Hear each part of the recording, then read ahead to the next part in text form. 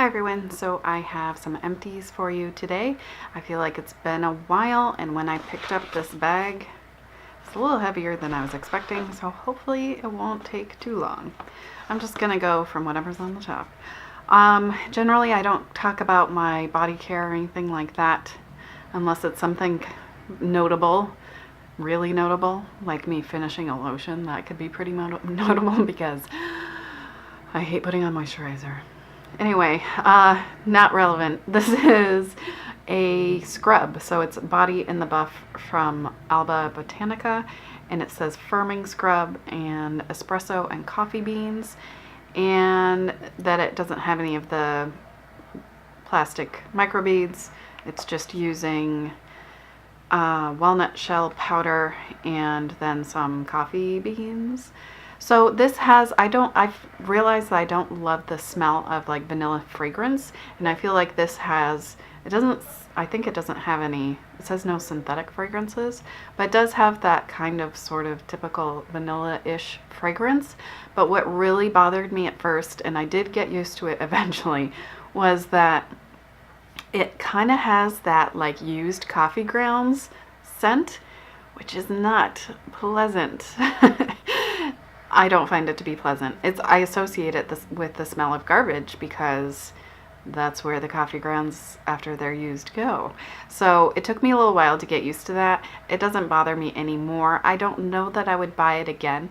I wanted something that was in a squeeze tube and that would not leave an oily residue or have sugar in it, because we have our shower stall thing is on an outer wall, and during the summer if I use something with like oil or sugar, it will attract ants. So I like that this did not, it left my skin feeling soft, but it didn't have any sort of oil residue. Don't have to worry about slipping, and that it's in a tube as opposed to a jar. So this was a very long explanation. Anyway, I just thought it was really worth noting the kind of funky smell. And if you are interested in the market for a body scrub with the similar requirements, this one is relatively cheap and it's out there as a possibility.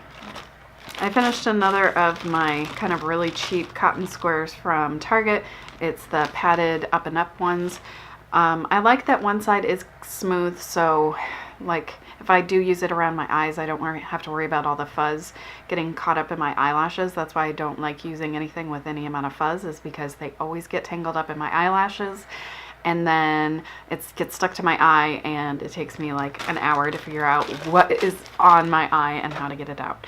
So I don't really recommend those for anything other than, you know, you don't want to pay much for cotton squares, and they do have one smooth side and no pokey edges or anything. Wipes, face wipes. So these actually were quite notable. They're the Garnier SkinActive Micellar Makeup Removing Towelettes. So I use these basically exclusively for a situation like today where my makeup is totally breaking down, looking patchy, my skin is flaking, it's just a mess. I would use a makeup wipe to remove my base and then put on something new, which is quite high maintenance, but I'm at home all day, so I had the option of doing that. Anyway, I really like the micellar water, this pink one, the original one. This is what I have in my bathroom when I need to do like cleanup of a smaller amount for whatever reason. And these were so super duper saturated with the liquid that every single one was super, super moist and took off the makeup really well, just like the micellar water does. It does better than other micellar waters that I've used, micellar waters I've used. The Garnier one does. It removes better than like the Bioderma in my experience for makeup.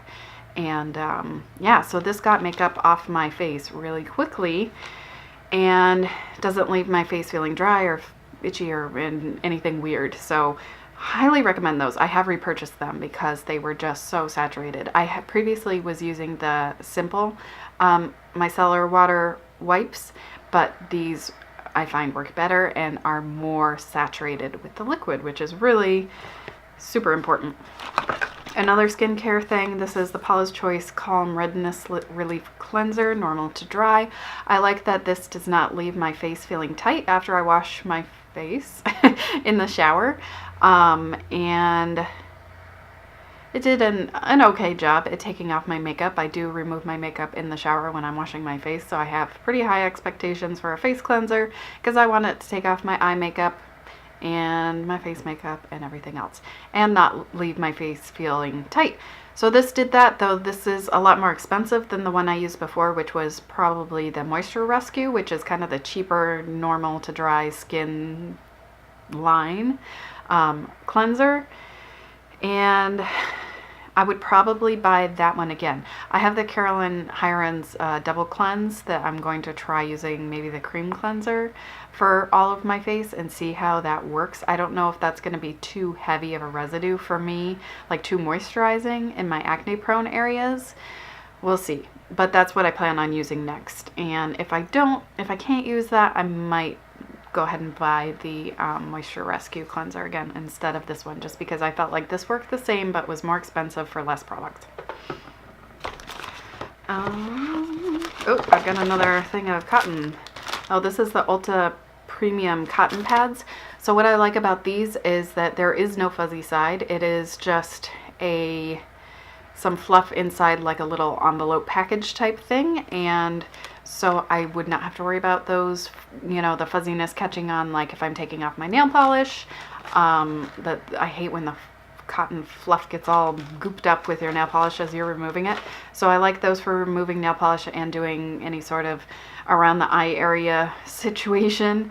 And I have definitely repurchased those, and I have bought them probably 2 or 3 or 4 times now. I really do like them. This one, I don't know if it was really out, but I had gotten pink eye. This may have been used when I had pink eye and I didn't realize it. So I decided, okay, it's kind of old. That's going in the bin. Or in the Back to MAC bin. So it's the MAC Extended Play GigaBlack Lash. I did repurchase this at full price, which is rather shocking. I just love this formula and brush for my lower lashes. I have a hard time really building up anything of volume on my upper lashes with this, but since it's more of the tubing style formula, it never moves on me and is really easy. I don't make a big mess on my lower lash skin area, the lower lid, with this. It's just, I really like it. It's a great lower lash mascara. Kind of hard to believe that I would buy a high-end mascara, but there you go. I did. Oh, it must have been a really long time since I've done my empties. How is this possible? I must have gone through this one faster than I realized. So here's the Paula's Choice Moisture Boost. Moisture Boost. Did I say Moisture Rescue? Moisture Boost Face Cleanser, normal to dry. So this is the one I would buy again. So this is 16 ounces and this is 6.7 ounces. I did not find this did anything for my redness. I don't think there's anything out there that can really do anything for my redness that I have. So I don't know if it would have any effect. But yeah, like I said, I like this. I would buy it again. We'll see. I've been trying not to buy much because we're moving soon. So not only do I not want to have to like pack a bunch of liquids to take with us driving, because we're going to have limited storage space in our car. You know, you can't have liquids. Movers aren't going to take liquids. So trying not to have too much back stock of skincare before we move. Ooh, my nose is really shiny. This face situation is a mess. Alright, now my face is going to get really red from all that hot coffee. Okay. Let me organize. Afraid to scratch anything because I feel like I'm just going to come away with all this foundation. More skincare. This is Paula's Choice Skin Recovery Daily Moisturizing Lotion SPF 30, and this says normal dry, very dry with antioxidants. I do like this SPF a lot, and actually I have it on today. This might be my second tube that I've gone through. I'm not sure. This is better for me in the winter. For the summer, it's a little heavy on my oily areas, which is like the end of my nose, part of my chin, a little bit of my forehead, mostly my nose. But you know what? Now that I think about it, I don't have this on my nose today. So there's no excuse for what's happening with my nose, except that I didn't set my foundation with powder. Now that I think about it. What a mess. What a hot mess. Anyway, if you have, I would say, dry skin, maybe normal skin, lovely formula. I like how it sinks in. It does have, I think, some sort of cucumber extract, I believe, perhaps. Oh, this one doesn't smell like that anymore. But as I recall, it has a little bit of a cucumbery scent, but I believe that, you know, everything they make is fragrance free, so I don't think it's, yeah, it does have cucumber extract. So it's not a fragrance added, it's just some of the ingredients add a scent to it, like this cucumber extract. So I find the scent pretty pleasing. I like how it sinks in. It's very comfortable to wear. I feel like in general it sits under makeup quite well. I have really dry cheeks and dry patches. I feel like I'm getting more and more dry patches as I get older. It's kind of frustrating. So I'm just kind of like mixing all sorts of weird stuff to try to hydrate the areas that are like flaking. And anyway, yeah, I recommend it. I really do like it. It's a very nice SPF if you need some extra moisture. Let's see what's next. Since we're going with Paula's Choice. Paula's Choice Resist Super Light Daily Wrinkle Defense SPF 30 with antioxidants and resveratrol. There we go, resveratrol. So this is the most mattifying SPF I have encountered. It's pretty good at oil control. It has a very, very, very slight tint to it, but it's not really going to show up on most people unless you're like extremely porcelain, like lighter than NC5. Maybe you would see a little bit of a tint to it on your face, but this almost has a little bit of a smoothing effect on pores, and for me this really helps foundation stay on my oily areas. If you are normal to dry and you just wear this without something underneath it, I think it's going to be uncomfortable. I know, oh, I can't think of her name right now. Thrift Thick, her channel. What is her name? I know it, but I can't think of it. Anyway, she just mentioned this in her favorites video, that it really didn't work for her, that it really dried out her face, and she has oily skin. So it's just something to keep in mind. Maybe this is a little more controversial than I realized, but for me, this helps keep my makeup on my face quite well, though I'm going through a bit of a crazy period right now, so I don't know what's wrong with my face. Everything's at extremes. Like nothing even wants to apply on my nose, let alone stick to it. And the other areas are so flaky, so I don't know what's going on with my face. But in general, I highly recommend this if you are oily to very oily. For an SPF, especially during the summer, that's going to help you out.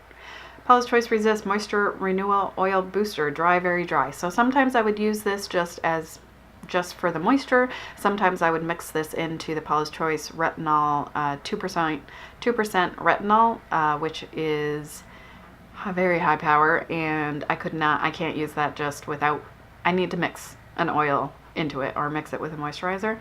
And so I use this for that purpose, and it's a nice oil, but I think for my purposes I would be fine just using something like the Trader Joe's jojoba oil, which I like a lot. That really seems to agree with my skin. So this was nice, but I would not buy it again just because it is so expensive. Let's see what else. I've got, I think, one more skincare thing, and then it's just mascara and a couple dry shampoos. So Olay Regenerist Micro Sculpting Serum, fragrance free. Normally I get the Regenerating Serum, which is cheaper than the Micro Sculpting Serum. Both fragrance free. And I think I have the Regenerating Serum right now. I have gone through several bottles of the different ones. The only reason I got this one was because I had like a deal at Target. Plus, it was all they had in stock. So the price ended up being pretty good, even though it was the more expensive one. So it's just kind of a light moisturizer with a bunch of like antioxidants in it, essentially, as I recall. Paula's Choice rates it very well, so that's why I originally got it, because it was more affordable than the Paula's Choice serums, antioxidant serums, and it is 1.7 fluid ounces. During the summer, in my oily area, which now is kind of hard to define because I've been flaking on my forehead and parts of my nose. Like from here up has been flaky, and this one spot on my nose and like a really small part on my chin are still quite oily. So in those little tiny areas during the summer, this could probably be enough moisture. So it is kind of like a light lotion texture almost.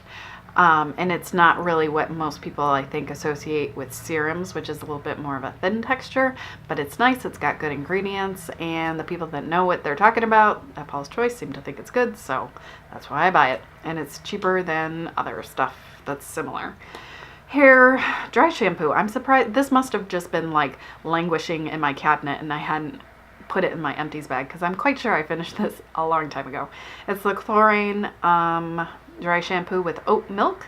It says gentle formula, all hair types. So this came in that dry shampoo set that I got last year, holiday. So like a year and a half ago, maybe. So it's been a long time, and I like this one okay. As I recall, it works pretty well for me. And I think this one had a scent that I didn't mind, that was pretty inoffensive, not super strong, overpowering like another one I'm going to talk about in a second. So it didn't work as well as the one I'm about to talk about. So that's why I probably wouldn't purchase this again, though if it came in a set that I wanted, I would be happy to use it because it does work quite well for me. It's just not the best. So for me, I've talked about this many times. What works best for me is the Dry Bar Detox Dry Shampoo. And it does have a very strong scent. It has a lot of powder, and they have a brunette one, but I would not use that for myself just because that sounds messy. I'm not an accurate hair shampoo user. I have a review and demo, and you can see I put a boatload of this stuff in my hair. My scalp it went from like ultra oily to almost kind of normal when I was pregnant, and now it's back to not ultra oily, but it's moderately oily. So I'm on day 2, and I've already had to use quite a bit of dry shampoo. This works the best for me. It can get my hair looking better than it did on first day, which is kind of awesome. It adds a lot of volume, like in my lengths, which sometimes they can look pretty limp, so I really appreciate that. It does have a very strong sandalwood scent, which I didn't like at first, and I found super overpowering, but I did get used to it, and it is totally worth getting used to for me because it works so much better than anything else I've tried. Whew, deep breaths. This is going to be a long video. Okay, one thing I'm just throwing away. The ColourPop Best O potted liner. Unfortunately, I just can't recommend any of their liners anymore. So this one I had mixed up a couple times, and it just was skipping and not gliding on, and this is not that old. It dried out really fast, which is such a shame because they have so many cool colors, and this Besto color is so pretty, but I just can't recommend either of their liners. They're regular liners, they dry out, they break. So I have a few mascaras. The LORAC Pro Fiber Plus, again, I think this was used inadvertently when I had pink eye. I have had this before in a set, same kind of thing. This came in a set of some sort as well. And the brush on this is just so gigantic. I do like how it makes my lashes look, but it's so hard to use that brush because it's so huge and it's just so easy to make a mess. And I have, you know, a good amount of lashes and, you know, not small eyes, so whew, this is just a ridiculous setup for me. You know, maybe if you're a little more coordinated, but not I. Maybelline Full and Soft Mascara. I have bought this once before. As I recall, Christine from Temptalia likes this one, and also Rebecca Shores. I think she's a big fan of this one too. I like the wand. I like the formula. But it's not my favorite. It's nice, but not my favorite. CoverGirl Katy Perry Katy Cat Eye. I think this must have come in a Target box. I didn't like this one. I didn't like the wand on it. I don't recall how I felt about the formula, but I just had a really hard time getting my lashes to look the way I like them with this wand. So I probably bailed on that one a little early just because I was tired of struggling with it. And this is a formula that I surprisingly like quite a lot. I used my Lash Stash voucher to get the full size of this one. I do like this formula and wand, and it really goops on a lot of mascara, which is what I like. One thing I really don't like about this mascara is it has a quite strong rose scent, and I don't want scented makeup in general, especially when I can smell it after I've applied it. Like when I'm pregnant, woof, that kind of scent just makes me super queasy, especially if I'm applying it first thing in the morning. So, yeah. And I don't love paying a lot of money for mascara. And in general, before I would say I would never do it until that MAC Extended Play and the Urban Decay Perversion mascaras, which both have kind of been sort of life-changing, makeup life-changing for me. But I do really enjoy this one, and so if it's in a set, I'm happy to use it as long as I'm not overly sensitive to the scent, which is intense. Is that it? Did I save all the intense rambling for the end? I think so. So I think that's everything that I've used up in the past who knows how many months. It must have been a lot to have 2 cleansers in it, face cleansers, because I don't really go through that very fast. So let me know if you have any questions, comments below. I would love to hear from you. If you've finished anything up recently, whether you would buy it or definitely not buy it again. I think that kind of information is super useful for everybody to hear. I hope you have a wonderful day, and thank you so much for watching and liking and subscribing and commenting and all that stuff. I really do appreciate it, and I'll see you soon.